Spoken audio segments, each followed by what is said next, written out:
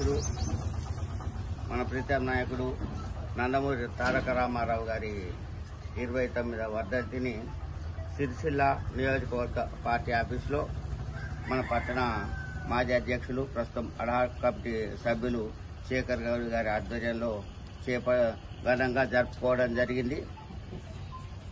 బడుగు బలహీన వర్గాల కోసం పుట్టిన ఈ పార్టీ ఇప్పటికి అన్న ఆశయాల కోసం ఎంతో అన్న ఆశయాలు సాధించడానికి మేము కృషి చేస్తాం.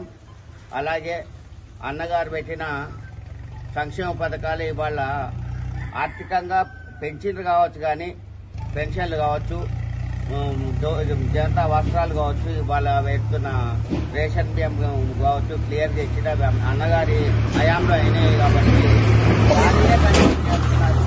ఆయన భవిష్యత్తును చూసి ఆ కాలంలోనే ఈ ప్రోగ్రాం చేపట్టారు.